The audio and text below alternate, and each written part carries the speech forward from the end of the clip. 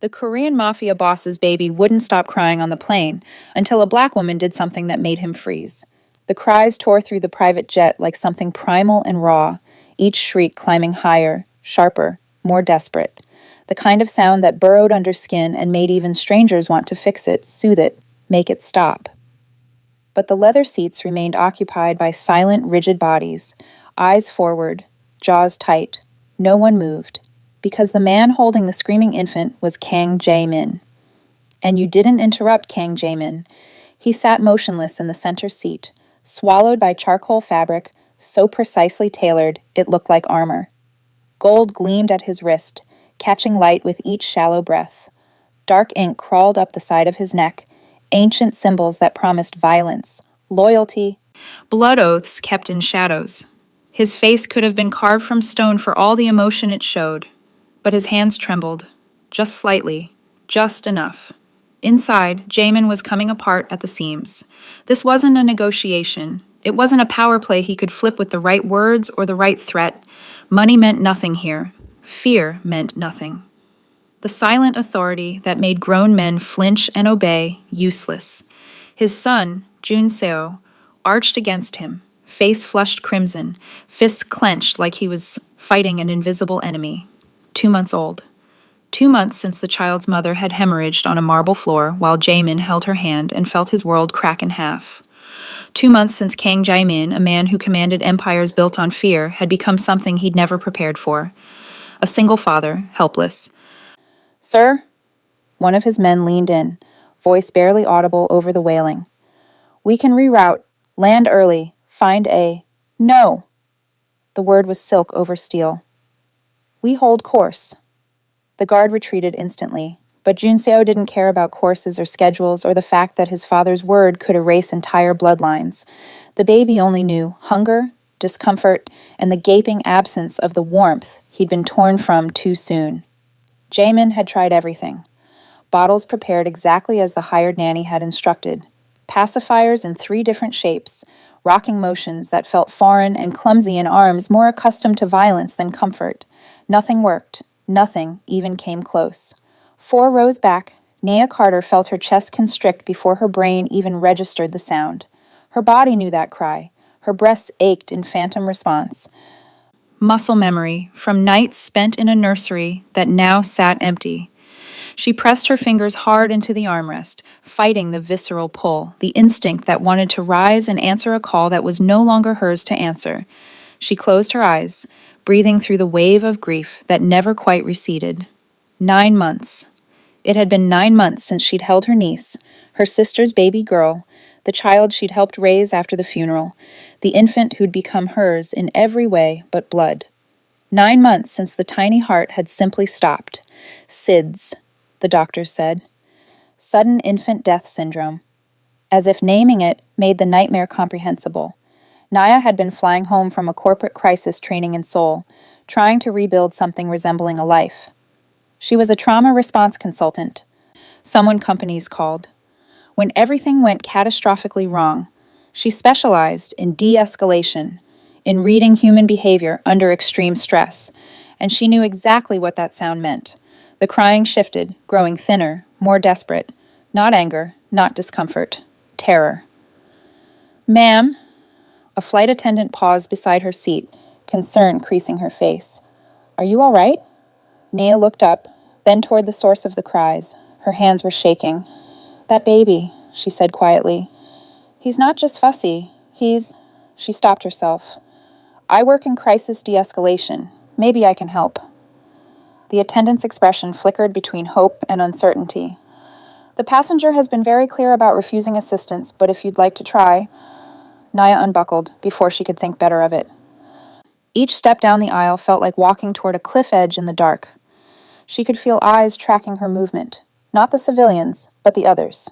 The men in dark suits positioned at careful intervals, their hands rested too casually near their jackets, calculating, assessing threat level and response time. Then she saw him. Kang Jae-min looked like violence wrapped in expensive fabric, black hair swept back from a face all sharp angles and harder edges, cheekbones that could cut, a jaw that didn't know how to yield, and eyes so dark they seemed to pull light into themselves and give nothing back. Ink curled up his throat like smoke. Power radiated from him in waves that made every survival instinct scream at her to turn around, sit down, mind her own business. But the baby in his arms looked impossibly small against that broad chest, fragile, lost, and Nia's empty arms remembered what it felt like to hold a child who needed her. She stopped beside his seat. Slowly, deliberately, she met his eyes. "What are you doing?" His voice was quiet, controlled, lethal. Nia didn't flinch. "Your baby isn't crying because he's uncomfortable," she said evenly. "He's crying because he's terrified." The words hung in the air between them. Junseo's cries faltered for just a heartbeat, as if even he sensed the shift in the room. Jaemin's fingers tightened reflexively around his son, and something flickered behind those dark eyes. Recognition, maybe, or the beginning of understanding. This was the moment everything changed. Though neither of them knew it yet, this was the moment Kang Jaemin's carefully constructed world began to crack. And Nia Carter, who'd spent 9 months running from her grief, was about to walk straight into the eye of a storm that would either destroy them both or forge something neither expected. But to understand what happened next, you'd have to know who they really were, what they'd survived, what they'd lost, and why, despite every logical reason to walk away, neither of them could. You've just seen the moment that changed everything for him, and for her. But this story doesn't stop here. What happens next will test loyalty, fear, and the price of kindness in ways you won't expect. If you want to continue this journey and see how their lives collide after this moment, subscribe now and stay with the story. Nia didn't remember sitting down. One moment she'd been standing beside Kang Jaemin, watching Junseo's breathing, even out against her chest. The next, she was in the seat, the baby's weight warm and real, and Jaemin was staring at her like she'd performed surgery instead of simple co-regulation. "What did you do?" he asked quietly. "I didn't do anything," Nia said. "He did. Babies borrow calm when they can't generate their own. It's neurobiology, not magic." But the way Jaemin looked at her, like she'd solved an equation no one else could see, made her pulse kick uncomfortably. She held Junseo for the rest of the flight, 27 minutes that felt suspended outside time. When the wheels touched down at Incheon, the baby stirred but didn't wake, and Nia felt every eye in the cabin turn toward her. Not curious, calculating.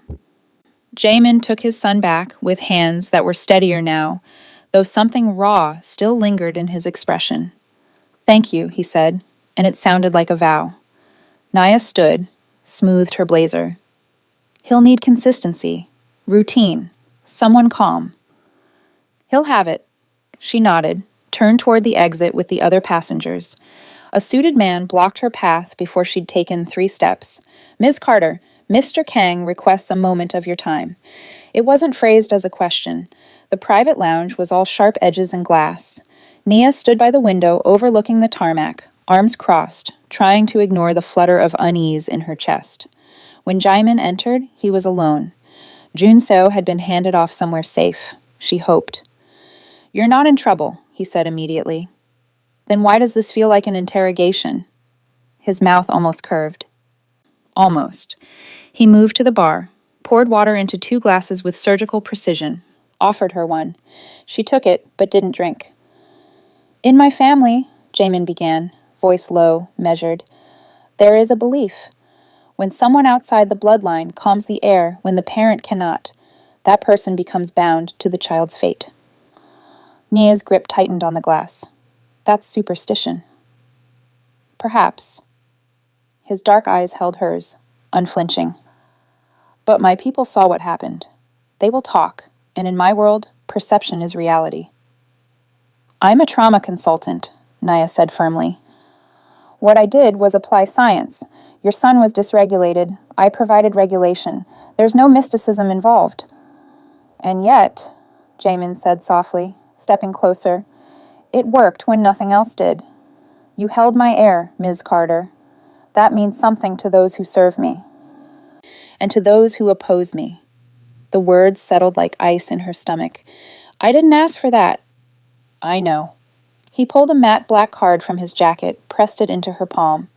"But it exists regardless. My direct line. If anything unusual happens, anyone watching, any contact that feels wrong, you call immediately. Nia stared at the card. You're protecting me from a threat I didn't consent to creating. I'm acknowledging reality. His voice gained an edge. You touch my son. In my world, that's not neutral. It's a declaration. She should throw the card back. Walk out. Forget this ever happened. She pocketed it instead. I leave for the States in 2 days. Good. But he didn't look relieved. He looked like a man calculating variables. That gives us time. For what? To ensure you leave safely. Across the city, in a restaurant with no name and no sign, Lee Sung-ho set down his phone with deliberate care. The American woman? His lieutenant asked. Confirmed. She calmed the Kang air.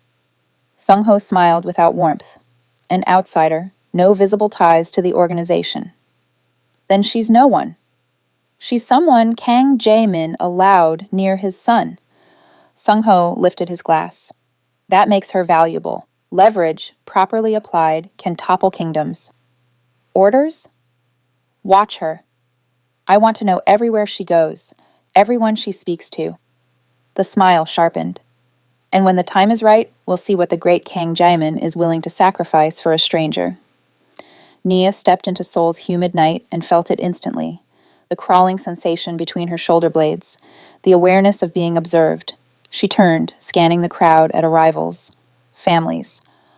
Travelers. Nothing unusual. But the feeling didn't fade. In her pocket, the black card felt heavier than it should.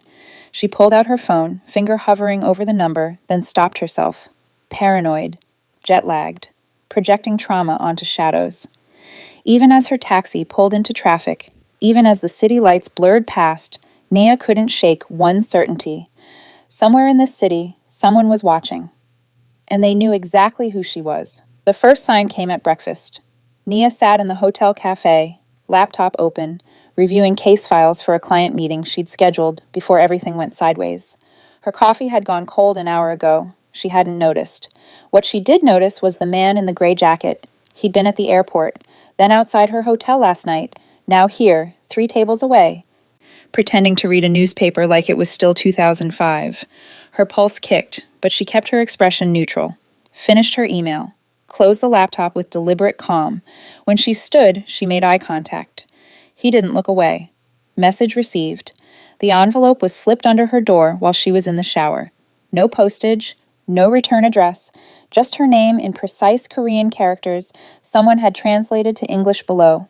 Nia Carter. Inside, a single photograph. Her. Walking to the cafe that morning. The angle suggested a rooftop, a telephoto lens. Professional. No note. No threat. They didn't need one. Nia's hands were steady as she pulled out the black card. Hesitated. She'd spent 9 months learning to handle her own crises, to stop needing people who couldn't stay. She dialed anyway. Jamin answered on the first ring. Where are you? Not hello. Not who is this. Like he'd been waiting. My hotel. I received a... Don't leave the room. I'm 12 minutes away. The line went dead. He arrived in 10. Nia opened the door to find Kang Jae-min in dark slacks and a white shirt rolled to his forearms, ink visible against his skin. No guards, no entourage, just him, radiating controlled urgency. Show me, he said. She handed him the envelope. His jaw tightened as he studied the photograph, then flipped it over as if expecting more. Lee Sung-ho. He runs the Busan operations. Import, extortion, human trafficking. Jamin's voice went cold. He's been looking for leverage against my family for 2 years. And now he thinks he's found it. Nia crossed her arms. Because I calmed a crying baby. Because you succeeded where I failed. In front of witnesses. He looked at her, something fierce and frustrated in his expression. In my world, that's not kindness. It's connection. And connection is currency. So what do you want me to do? Hide? Run back to the States and hope they lose interest? Yes. No. The word came out harder than she intended. I don't hide from threats, Mr. Kang. I've built a career managing them. I'm not going to collapse because someone took my photograph. This isn't corporate espionage. He stepped closer, voice dropping. These men don't issue warnings. They take what they want and erase the evidence. You're not equipped. I'm not helpless. I never said you were. His eyes held hers. But you're exposed, and that's on me. The words hung between them, weighted with something that felt too much like guilt. Before Naya could respond, his phone buzzed. He answered in rapid Korean, his expression shifting from controlled to something darker. When he hung up, he looked like he was holding back violence. What? Nia asked. Jun Seo. He won't stop crying. Jaemin's voice was tight. The nanny tried everything. He's been screaming for 20 minutes. Nia felt her chest constrict. You need to go. Come with me. What? Come with me, he repeated, already moving toward the door. If the bond is real, if he's connected to you somehow, then you're the only one who can help him. Every logical part of her brain screamed no. This was insane, dangerous. A single act of compassion shouldn't chain her to a mafia boss and his infant son. But the sound of a baby crying in desperation, phantom or real, made her body move before her mind could object. Fine, but just to calm him. Then I leave. Jaemin's expression said he didn't believe her. She wasn't sure she believed herself. The penthouse was sterile, expensive, immaculate, and utterly devoid of warmth. Floor-to-ceiling windows overlooked Seoul's skyline, but inside it felt like a mausoleum. Jun Seo's cries echoed through marble and glass. The nanny, a woman in her 50s with exhausted eyes, looked near tears herself. I'm sorry, Mr. Kang. He won't. It's all right, Jaemin's tone gentled. Take a break. She fled gratefully. Nia moved toward the nursery on instinct. Junseo lay in a crib that probably cost more than her car, face red, fists flailing. The moment she stepped into the room, his cries shifted, not stopping, but changing pitch, searching. She reached down, lifted him carefully. The silence was immediate. Junseo hiccuped, pressed his face into her shoulder, and went utterly still. Behind her, Jaemin exhaled like he'd been holding his breath for hours. This isn't normal, Nia said quietly, swaying slightly. Babies don't imprint on strangers like this. He's grieving, Jaemin's voice was rough. He knows his mother is gone. Maybe he recognizes something in you. Someone else who understands loss. Nia closed her eyes against the ache in her chest. I can't stay, she whispered. I know. He needs stability, routine, not, I know, Jaemin repeated. But when she looked at him, his expression said something else entirely. Please. The word hung unspoken between them. Junseo's breathing evened out, warm and steady against her collarbone. 1 week, Nia heard herself say. I'll stay 1 week. Help establish routines. Train your nanny. Then... The window exploded inward. Glass rained down in a glittering storm. Nia's body reacted before thought, curling around Junseo, dropping to the floor, shielding him with everything she had. Jaemin was already moving, phone to his ear, voice lethal calm, even as blood ran from a cut on his temple. On the floor, amid the shattered glass, lay a brick wrapped in paper. Jaemin unwrapped it with steady hands. 5 words in English. We know where she sleeps. He looked at Nia, still curled protectively around his son, and something in his expression shifted from concern to absolute resolve. You're not leaving, he said quietly. Not until they're dead. The penthouse was a fortress pretending to be a home. Nia noticed it immediately. The way guards appeared and disappeared like ghosts, stationed at every entrance, but never acknowledged. The clean room where Jaemin took calls, soundproofed and swept for surveillance daily. The locked drawer in his study that everyone pretended not to see. Even the silence had weight here. Deliberate. Controlled. She'd been here 3 days, and she still flinched at the quiet. Junseo didn't seem to mind. He slept better now, waking only twice a night instead of every hour. The nanny, Mrs. Choi, watched Nia with a mixture of relief and wariness, like she couldn't decide if this stranger was salvation or threat. Nia understood. She hadn't decided either. The first night, Nia woke to crying at 2 a.m. She found Jaemin in the nursery, standing over the crib with his hands clenched at his sides. Junseo screamed, face crimson, and Jaemin just stood there, frozen. How long has he been crying? Nia asked from the doorway. Jaemin's shoulders tensed. 15 minutes. His voice was raw. I should be able to do this. You're trying to logic your way through instinct. She moved beside him, lifted Junseo gently. The crying didn't stop immediately, but it shifted, became searching instead of desperate. He doesn't need you to be perfect. He needs you to be present. She settled into the rocking chair, humming low. Junseo's fists unclenched gradually. Jaemin watched from the shadows, and when he finally spoke, it was barely above a whisper. She used to sing to him, my wife, before he was born. A pause. I never learned the words. Nia looked up, found his face etched with something beyond grief. Guilt, maybe. Or regret for all the things left unsaid. Babies don't need words, she said softly. Just rhythm. Consistency. The feeling of being held. Junseo's breathing evened out. Jaemin was still standing there when she looked up again. You should sleep, she said. So should you. One of us is better at this. That, he said quietly, is the problem. On the fourth night, she found him in the kitchen at 3 a.m., staring at a cup of tea he hadn't touched. Nia poured herself water, leaned against the counter. Can't sleep? I keep thinking about the brick. His fingers traced the rim of the cup. How close it came to hitting you, to hitting him. But it didn't. This time. His jaw tightened. My father used to say the empire protects the family. That power keeps us safe. He looked up, eyes dark and hollow. But all it's done is paint targets on everyone I love. The word hung in the air, love, and Nia wasn't sure if he meant his son or something wider, something that terrified him. How did she die? Nia asked. Your wife. A muscle jumped in his cheek. For a long moment she thought he wouldn't answer. Hemorrhage. Post-delivery. His voice was carefully flat. The doctors said it was rare, unpreventable. But I keep thinking, if I'd chosen a different hospital, if I'd hired better specialists, if I'd been anyone other than who I am. You can't logic your way out of grief either, Nia said gently. His eyes met hers, and something cracked in his expression. How do you do it? After losing your niece, how do you hold Junseo without breaking? The question hit like a fist to the sternum. Nia set down her glass, with shaking hands. I break every time, she admitted. Every time I pick him up, I feel her.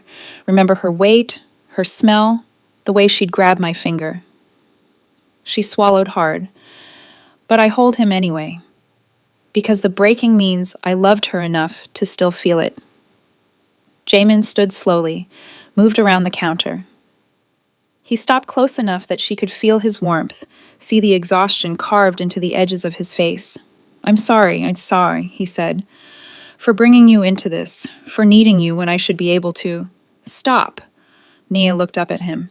You're allowed to need help. That doesn't make you weak. In my world it does. Then maybe, she said quietly, your world is wrong. The words settled between them like a challenge, like a truth too dangerous to acknowledge. Jaemin reached out slowly, telegraphing the movement, Shemaim, and tucked a loose strand of hair behind her ear. His fingers brushed her cheek, barely contact, but it sent heat through her entire body. You make me want to believe that, he whispered. Then Junseo cried, and the moment shattered. By the end of the week, Nia had established routines, feeding schedules, sleep training. She taught Mrs. Choi the humming technique, showed Jaemin how to hold Junseo during tummy time without looking like he was defusing a bomb. The penthouse felt less like a fortress, more like something fragile and new. Jaemin started coming home earlier, started asking questions, not about tactics or schedules, but about Junseo's personality, his preferences, the tiny ways he was already becoming a person. One evening, Nia found him in the nursery, just watching his son sleep. What are you thinking? She asked. He didn't turn.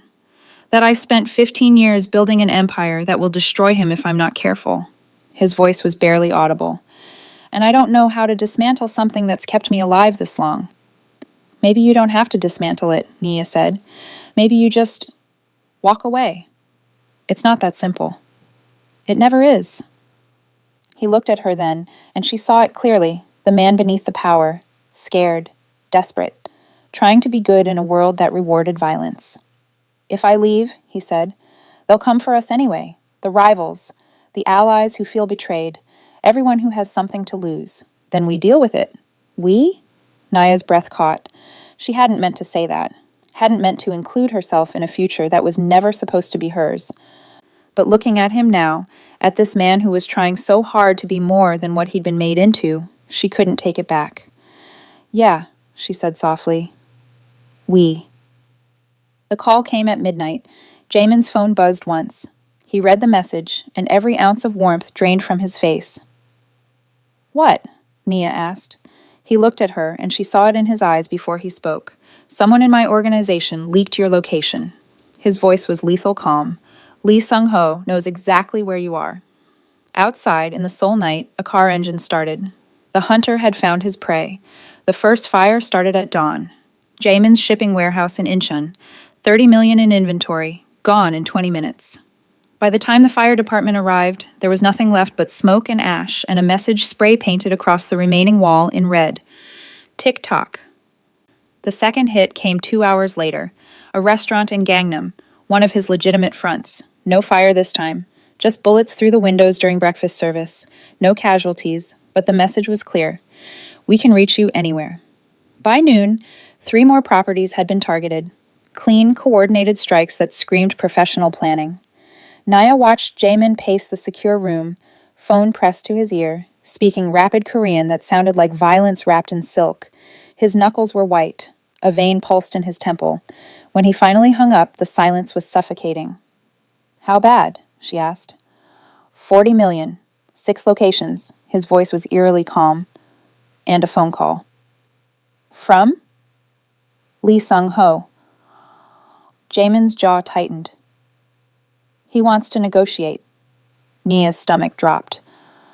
Negotiate what? He looked at her, and she saw the answer before he spoke. You. The ultimatum came at 2 p.m., delivered via encrypted message that Jamin read aloud in a voice devoid of emotion. The woman who calmed your air. Deliver her to us by midnight, and the attacks stop. Refuse, and we dismantle everything you've built. Your empire, your allies, your son's future. You have 12 hours to choose between power and weakness. Nia's hands went cold. They're bluffing. They're not. Jamin set down the phone with deliberate care. Sung-ho has been waiting for an opening like this for years. He'll burn everything I own to prove I'm vulnerable. Because of me. Because he's a dead man who doesn't know it yet. The words should have sounded like bravado. Instead, they sounded like a promise. Mrs. Choi appeared in the doorway, Jun-seo in her arms. The baby was fussing, reaching toward Nia with grabbing hands. I'm sorry, Mrs. Choi said quietly. He won't settle. Nia took him automatically, and Jun-seo immediately relaxed against her chest. The room went silent. She looked at Jamin, saw the way his expression shifted. Pain, frustration, something that looked like grief for a choice not yet made. I need a moment, he said, and left. Nia found him in his office an hour later, staring at a map of Seoul marked with red pins, burning properties, active threats, weak points in his defense. How many people work for you? She asked from the doorway. He didn't look up. Directly? 300. Indirectly? Thousands. And how many have families? His hand stilled on the map. Most. Then you already know what you have to do. No. The word came out sharp, immediate. Don't even think it. I'm a crisis consultant, Jamin. I de-escalate situations exactly like this. If giving them what they want stops the violence, it won't stop anything. He turned, and the fury in his eyes made her step back. You think they want you for leverage? They want you to break me, to prove that Kang Jamin can be controlled through attachment. And when they're done using you as a demonstration, he stopped, jaw working. They'll kill you, he finished quietly, slowly, publicly, as a warning. Naya's breath caught, but she forced her voice steady. Then what's your alternative? Watch your empire burn? Let innocent people die because I won't sacrifice you. He closed the distance between them in 3 strides. Not for the empire, not for anything. That's not your choice to make. Yes, it is. His hands came up, framing her face with a gentleness that contradicted the violence in his voice. I've made a career out of calculating acceptable losses. I've traded lives for profit, loyalty for power, but you... He stopped, breathing hard. You walked onto a plane and helped my son when you had no reason to. You stayed when anyone sane would have run. You made me remember what it feels like to want something that isn't built on fear. His thumbs brushed her cheekbones. I won't lose you to my own weakness. I won't. Caring about people isn't weakness, Nia whispered. In my world, it's the only weakness that matters. Then maybe, she said, voice breaking, it's time to leave that world behind. For a moment, one suspended, impossible moment, she thought he might kiss her. His gaze dropped to her mouth, his breathing changed. And something raw and desperate flickered across his face. Then his phone buzzed. He stepped back, jaw tight, and answered. Listened. His expression went from controlled to lethal. When? A pause. How many? Another pause. I'm on my way. He hung up, already moving toward the door. Lee's men just hit the safe house where my lieutenants' families are staying. They're sending a message. Anyone close to me is a target. Jamin, I'm choosing protection over profit, he said, not looking back. For the first time in 15 years, I'm choosing people over power. And it starts with keeping you alive. He called for his guards. No one in or out. She doesn't leave this room. Clear? 3 men nodded. Jamin finally looked at her, and his eyes held something that looked like an apology, or a goodbye. I'll fix this, he said. I promise. Then he was gone. Nia waited 20 minutes. Then she walked to the window, looked down at the city spread below like a glittering trap, and made a decision that would either save them all or destroy everything. She thought about Junseo sleeping peacefully in the next room, about Jaimin's hands on her face, his voice breaking on the word weakness, about all the people caught in the crossfire of a war that started because she'd shown compassion to a crying baby. She pulled out her phone, typed a single message to a number she'd memorized from Jamin's screen. I'll come willingly. Alone. Leave everyone else out of this. She hit send before she could second guess. Then she slipped past the guards, one distracted by a call, the others checking perimeters, and disappeared into the soul night. By the time Jamin returned, her room was empty. The only thing she'd left behind was a note on the pillow in careful handwriting. Some sacrifices are worth making. Protect your son. N.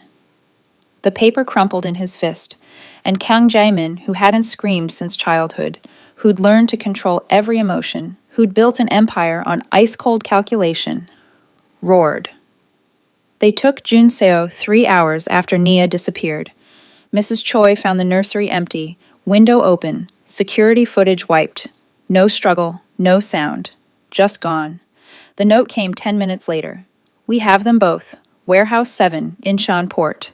Come alone, or the baby learns what his father really is. Nia woke to concrete and rust. Her head throbbed where they'd hit her, ambushed 2 blocks from the penthouse, professional and fast. She'd managed to send her location before they'd taken her phone, but had anyone seen it?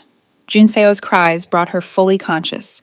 He was in a car seat across the room, screaming himself raw.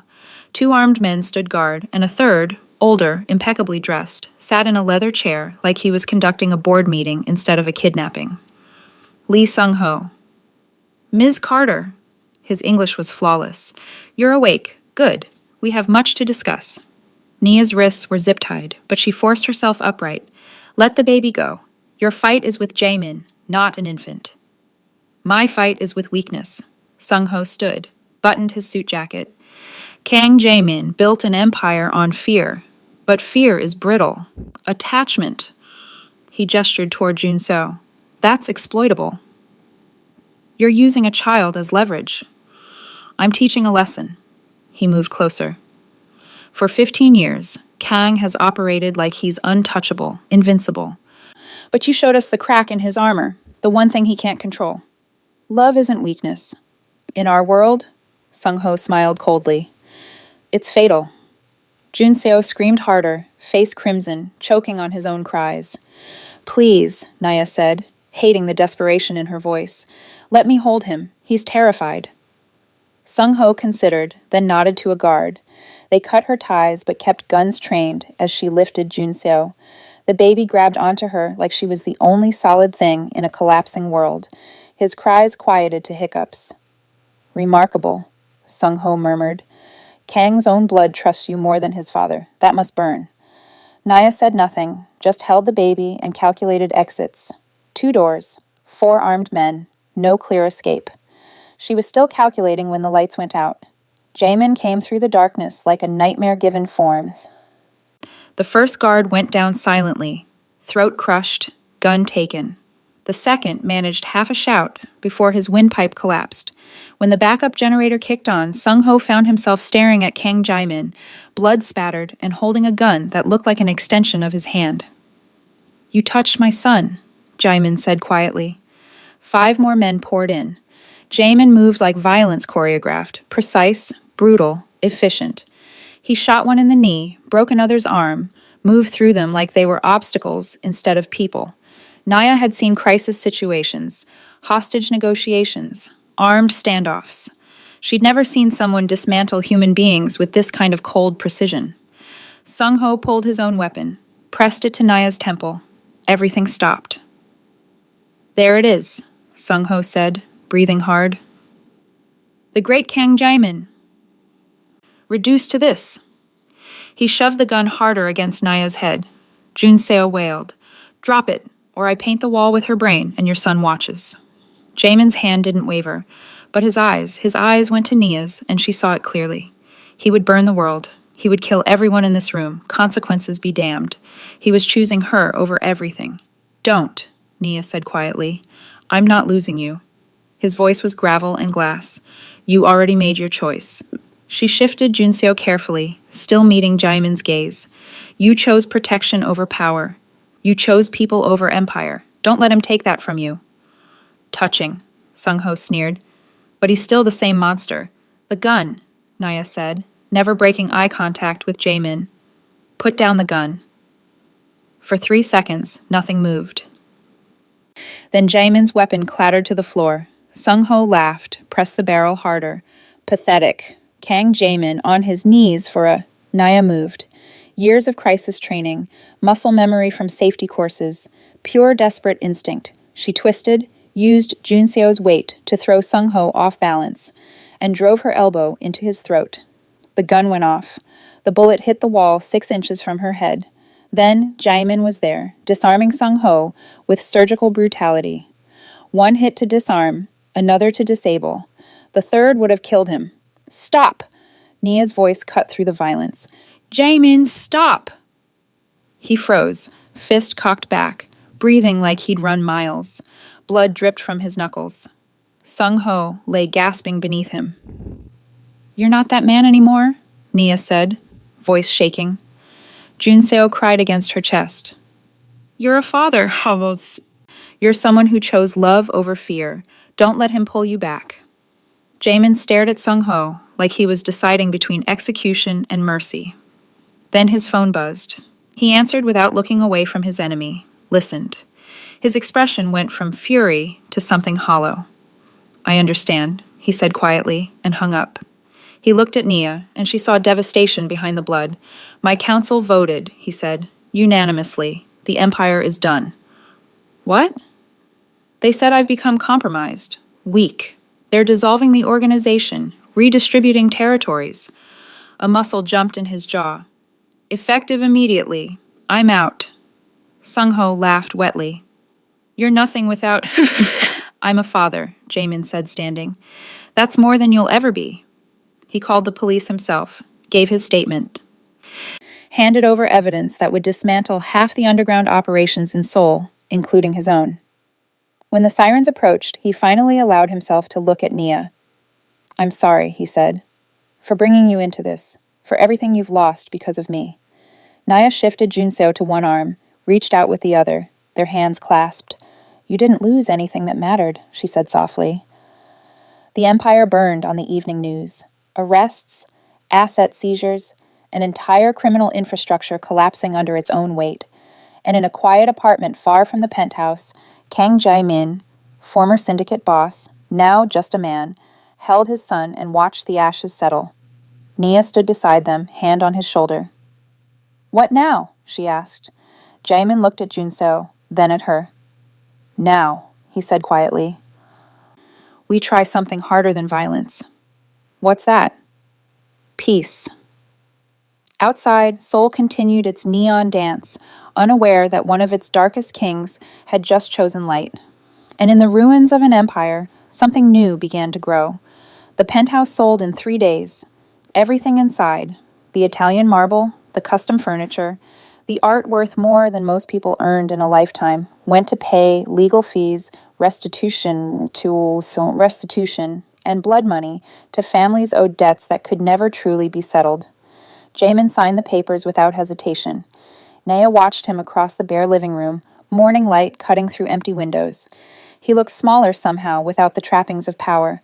Just a man in jeans and a plain shirt, hair disheveled, ink still crawling up his neck, but meaning something different now. Not oaths, just scars. "Any regrets?" she asked. He was quiet for a long moment. "Every day." He looked at her.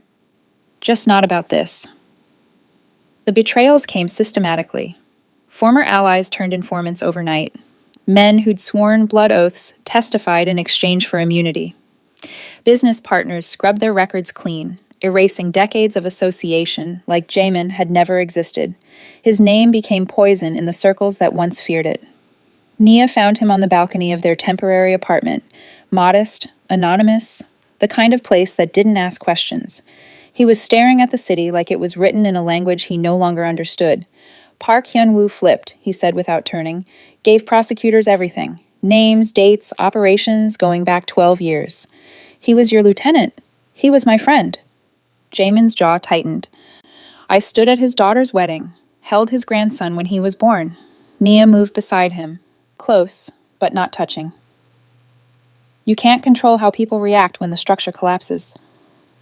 "I know." He exhaled slowly. "But knowing doesn't make it hurt less." She let the silence hold space for his grief. This was new. This version of Jamin, who allowed himself to feel, to break, to be human in all the messy, painful ways he had spent 15 years avoiding. "Do you know what the hardest part is?" he asked quietly. "What?" "Not knowing who I am without it." He turned to face her. "I was 10 when my father started training me, 15 when I made my first deal, 23 when I took over. I've been Kang Jae-min, head of the organization, for so long." He stopped, something raw in his expression. "I don't know how to be anyone else." "Then maybe," Nia said gently, "you get to figure it out." Junseo thrived in the quiet. No guards hovering, no hushed phone calls, in rooms he wasn't allowed to enter. Just routines. Breakfast, playtime, naps synchronized with the sun. He started laughing. Real, belly-deep giggles that lit up the small apartment like fireworks. The first time it happened, Jamin froze. "Did you hear that?" He looked at Nia like she'd performed a miracle. "He's never, not once. He's happy," Nia said, smiling as Junseo grabbed his father's finger and squealed. "He feels safe." Jamin lifted his son carefully, pressed his forehead to Junseo's. When he looked up, his eyes were wet. "I spent his entire life building walls to protect him," he said hoarsely. "And all he needed was for me to tear them down." 2 months in, the nightmare started.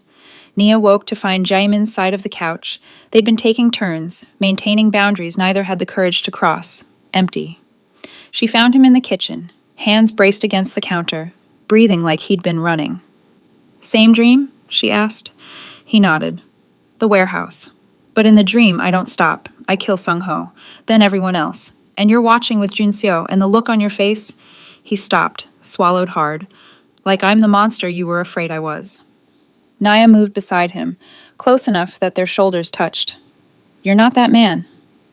"How do you know?" "Because that man wouldn't have nightmares about it." She turned to face him. "You're grieving the person you had to be to survive." That's not the same as wanting to be him again. His hand found hers on the counter, fingers lacing through hers with careful intention. "What if I don't know how to be anything else?" he whispered. Then we figure it out together. The words hung between them. Together, we, all the promises neither had been brave enough to make explicit. Spring came to Seoul gradually. Cherry blossoms flooded the streets in waves of pink and white. Jun Seo took his first steps in a park where no one knew Jae-min's name, where he was just another father celebrating his son's milestone with shaking hands and an iPhone camera. Nia watched them from a bench. Jae-min crouched low, arms outstretched, face split in a grin so genuine it made her chest ache. He'd gotten a job, consulting work for a security firm, legitimate and boring, and exactly what he needed. He came home tired instead of wired, complained about meetings instead of body counts, talked about 401ks like they were revolutionary. He was rebuilding himself from scratch. And Nia, she'd extended her contract, then extended it again, then stopped pretending she was planning to leave. That evening, after Jun Seo was asleep, Jae-min found her packing. His face went carefully blank. "You're leaving." "My apartment lease in the States ended," Nia said, folding a sweater. "I need to deal with storage, forward my mail, tie up loose ends." "How long?" 2 weeks, maybe 3. He was quiet, and when she looked up, something vulnerable had cracked through his composure. "Or you could stay," he said quietly. Nia's hands stilled. "Jae-min, not for safety, not for Jun Seo." He crossed to her, took her hands in his, and the touch was electric. "Stay because I'm in love with you, because I wake up thinking about you and fall asleep wishing you were closer, because you've seen every broken part of me and haven't run." His voice dropped. "Stay because I want to build something real with you. Not empire, not power, just us." Nia's breath caught. This man, who'd commanded armies, who'd been feared across continents, who'd dismantled everything he'd built for a chance at peace, was standing in a cramped apartment asking her to choose him. Not the king, not the monster, just the man. "I'm terrified," she admitted. "So am I. I don't know if I'm ready. Neither am I." He smiled, tentative and real. "But I'd like to try, if you'll have me." Nia looked at the suitcase, at the life she'd been preparing to return to, empty, safe, lonely. Then at Jae-min. At Jun Seo sleeping in the next room, at the future they could build from the ashes of everything they'd survived. She unpacked the sweater. "Okay," she whispered. "Let's try." When he kissed her, it tasted like spring and second chances and all the beautiful, terrifying possibilities of starting over. Outside, Seoul bloomed, and inside, 2 broken people began the harder work of healing. Together. 6 months later, the ocean became their sanctuary. The cottage sat perched on a cliff outside Busan, far enough from Seoul that the past felt like a story they'd once heard rather than lived. White walls, weathered wood, windows that framed the East Sea in shades of blue that changed with the light. Simple. Peaceful. Theirs. Jae-min stood at the kitchen sink washing breakfast dishes, a task so mundane it still felt foreign. His hands, once accustomed to signing death warrants and brokering million-dollar deals, now scrubbed oatmeal from Jun Seo's bowl with concentrated care. "You're doing it wrong," Nia said from the doorway, smiling. He looked up, soap suds clinging to his forearms. "There's a wrong way to wash dishes? You're treating it like defusing a bomb." She moved beside him, hip bumping his. "Relax, it's just breakfast." Just breakfast. Just laundry. Just another morning where the biggest decision was whether to take Jun Seo to the beach or the park. Jae-min had never felt more powerless, and some days it terrified him. That afternoon, while Jun Seo napped, Nia found him on the deck staring at his phone, not using it, just holding it like a talisman from another life. "What are you thinking?" she asked. "Park Hyun-woo's daughter got married again." His voice was carefully neutral. "I saw photos. She looked happy." Nia waited, knowing there was more. "I wasn't invited." He set down the phone. 12 years I knew that family, and now I'm just plus erased, like I never mattered. "You mattered," Nia said quietly. "But the version of you they knew doesn't exist anymore." "I know." He rubbed his face. "But knowing doesn't make it easier." Some days I wake up and reach for power I no longer have, influence that evaporated. I start to plan strategies for problems that aren't mine to solve anymore, and I. He stopped, jaw working. I don't know how to just be, Naya. I only know how to conquer. She moved behind him, wrapped her arms around his waist, pressed her cheek to his back. Then conquer this. Conquer the quiet. Make peace your empire. His hands covered hers. And if I can't, then we'll figure it out. She tightened her hold. But you don't get to disappear into who you were. Junseo needs you here, present, real. A pause. And you? I need you too. The admission came easier now. After months of therapy, both together and separate, after confronting the grief they'd each been carrying, Nia had learned that loving someone didn't mean losing herself. That attachment wasn't betrayal of the daughter she'd lost. It was honoring her by choosing life anyway. Junseo said his first word on a Tuesday. Not mama or dada, but ni, his approximation of Nia's name. Jaimin looked stricken for exactly 3 seconds before his face cracked into pure joy. Did you hear that? He said your name first. Nia laughed, scooping up the toddler who'd become hers in every way that mattered. It's easier to say than appa. Or he knows who really runs this house. Jaimin moved close, wrapped them both in his arms. His family. Not bound by blood or power, but by choice. By love that had survived everything designed to destroy it. That evening, after Junseo was asleep, Jaimin led Nia to the beach. Sunset painted the sky in violent purples and golds, and the sand was still warm beneath their feet. I've been thinking, he said, taking her hands, about what kind of man I want Junseo to remember. And? Not the king, not the strategist. His thumbs traced circles on her wrists. I want him to remember someone who chose love over fear, who walked away from power because family mattered more. Nia's throat tightened. He will. I want that for us too. Jaimin dropped to one knee, and Naya's breath caught. He pulled a simple silver band from his pocket. No diamonds, no flash, just solid and real. Not because tradition demands it, not to claim you or bind you, but because I choose you, Nia Carter, every day. Every version of yourself you've shown me. I choose us. Tears blurred her vision. Jaimin, you don't have to answer now, he said quickly. I know attachment still scares you. I know you're still healing, but I need you to know I'm not going anywhere. Whether you say yes today or 3 years from now or never, I'm here, building this quiet life, choosing you. Nia pulled him to his feet, framed his face with shaking hands. Yes, she whispered. I choose you too. When he kissed her, the ocean roared approval. They were still standing there, foreheads pressed together, when Jaimin's phone buzzed. Unknown number. He almost ignored it. Then saw the message preview. The past sends its regards. His blood went cold. Attached was a photo.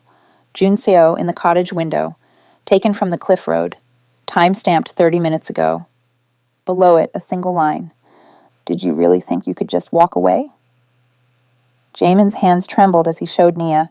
She stared at the screen, at their son's innocent face framed in crosshairs, and felt the terror she'd thought they'd escaped come flooding back. Who? She breathed. I don't know. His voice had gone lethal calm, the old Jaimin bleeding through. But they made a mistake. What mistake? He looked at her, eyes dark with promise. They threatened my family. And I'm not powerless anymore. I'm something far more dangerous. What's that? A man with nothing left to lose. The syndicate elders came at dawn. 3 black cars on the cliff road, moving with the precision of a funeral procession. Jaimin watched from the window, Junseo asleep against his chest, and felt Naya's hand find his shoulder. How many? She asked quietly. 5, maybe 6. His jaw tightened. The Council of Shadows. They only gather for executions or absolutions.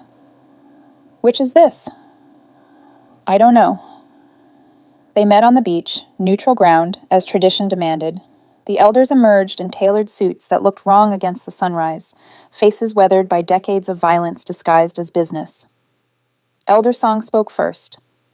Kang Jae-min, you walked away from the family, dismantled what your father built. Betrayed blood oaths sworn in darkness.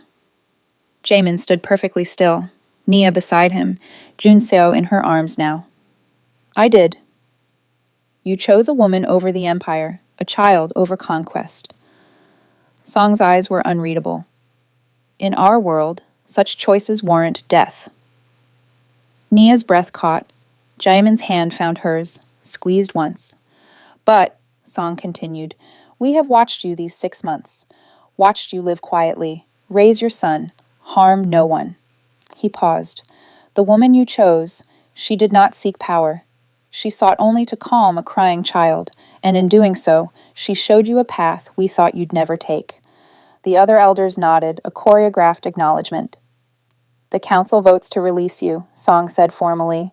Your oaths are dissolved, your blood debts paid, you are no longer of the family. He bowed slightly. You are simply a man, eh? Free. The words hung in the salt air like a benediction. And the photo?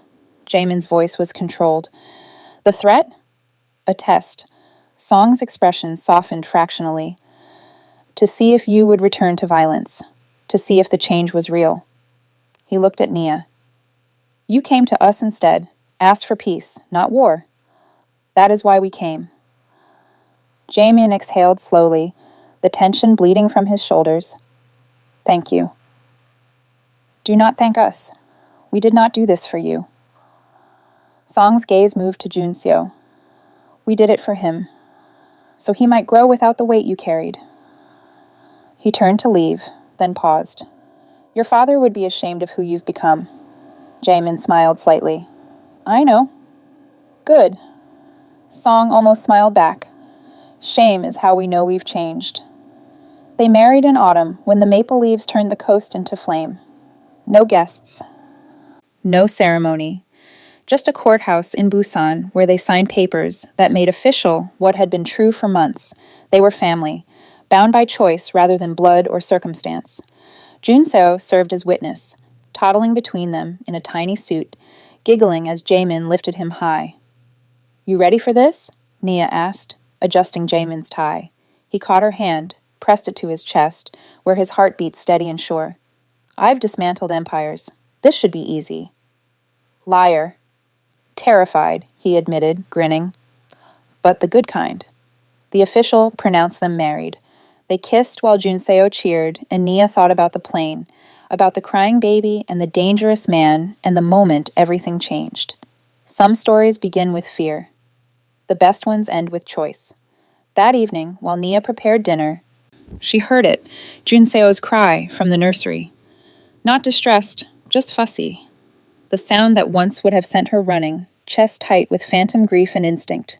She started toward the room, then stopped. Jaemin was already there. She watched from the doorway as he lifted his son with practiced ease, no hesitation, no fear. Junseo's cries shifted immediately, became searching whimpers that quieted as Jaemin hummed, low, off-key, but steady. I've got you, Jaemin murmured, swaying gently. Always. You're safe, you're loved, and you never have to be afraid of who I was, because I'm choosing every day to be someone better for you. For us. Junseo's breathing evened out, little fists unclenching against his father's shoulder. Nia felt tears slip down her cheeks, not from grief this time, but from recognition. The cycle was broken. The man who once couldn't calm his own son now held him like he'd been born, knowing how. Jaemin looked up, caught her watching. You okay? She crossed to them, wrapped her arms around both her boys. Yeah, we're okay. Later, after Junseo was asleep and they lay tangled together in the dark, Jaemin whispered, Do you ever regret it, walking toward me on that plane? Nia was quiet for a moment, thinking about everything they'd survived. The violence, the grief, the slow, painful work of becoming people worthy of the peace they'd chosen. No, she said finally. Some power is taken, some is earned. She pressed her lips to his jaw, and some is given freely, by someone brave enough to answer a crying child. Outside, the ocean whispered its eternal rhythm, and inside, Three people who'd been broken by different violence slept soundly, held together by something stronger than fear: love, choice, the quiet courage of starting over. If this story stayed with you, if it made you feel something, don't let it fade here. Subscribe to the channel for more stories like this, where a single moment can change a life and love is found in the most unexpected places. Stay with us. There's more waiting.